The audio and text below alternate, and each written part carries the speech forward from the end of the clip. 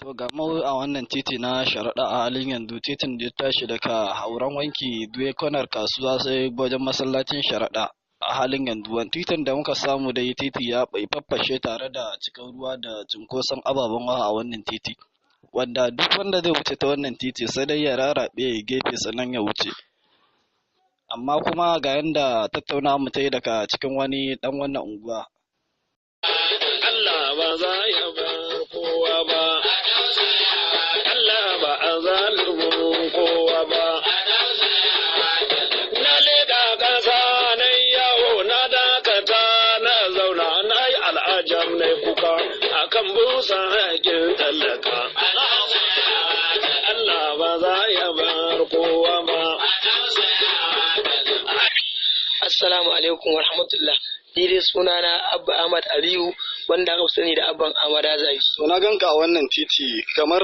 ya kuke ganin yace yanayin titin nan naku ya faffashe ko kuma ta ya kuke wucewa ta wannan unguwa ta ku ta sharaɗa? Gaskiya dai wannan unguwa ta mu da sharaɗa phase 1 kenan zan ce ko ta ina ka shigo da wannan titin ya faffashe ko ta ina muna da hanyoyi guda 4 ko ta ina ka shigo da a faffashe take in kana da abin hawa mai kyau sai ya lalace saboda in aka yi ruwa gurin sai jagolewa yake yi wasu suna zuba bola a gurin shara komai babu da hanyar da in wucewa gaskiya a gurin a yadda muke bi da wannan hanyar sosai. Kuna da wajen zuba shara ne ko kuma kawai a ko ina barkatai kuke zuba shara a cikin wannan unguwa? Gaskiya dai ba mu da permanent din gurin zuba shara ko ina muka samu akan titi a nan muke zubarwa gurin yake haɗuwa yake ba da datti a gurin kazanta ma a gurin ba abin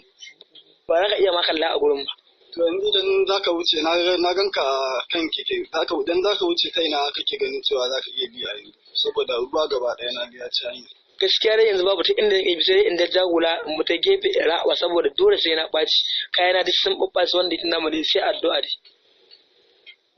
To na ga wasu suna ta shiga ta cikin wannan filin bal to wannan filin bal an tanade shi ne saboda din wucewa ko kuma an tanade shi saboda hanya shin suna buɗe muku kofofin ne kuna wucewa ne ta wannan unguwa ta? Gaskiya shi wannan filin bal wannan filin bal an yi shi ne saboda yan bal amma an ji an yi titi mai kyau a cikin sa wanda titin nan kowa tiran yake biye gaji amma saboda su kuma masu garin gurin ba sa buɗewa sai sun ga dama kuma ga can gurin ya lallace su kuma ga titi mai kyau a ciki amma ba sa buɗewa sai sun ga dama. Muna kira da gwamnatin jiha da kuma 'yan majalisunmu su kama da ɗauki akan wannan hanyar tamu domin ta gama lalacewa babu gurin da za ka wuce yanzu a ce mace ba ta da lafiya kafin ka je ma za ta iya yiwa ma a hanya ina za mu sa kanmu mu dai muna kira da 'yan majalisunmu na tarayya da na jiha da gwamnatin jihar Kano da ta Abdullahi Umar Ganduje da a taimaka a kama ɗauki akan wannan titin namu na sharaɗa space 1. Talaka a tausaya ma talaka na ji tausayi ɗayana na ji tausayi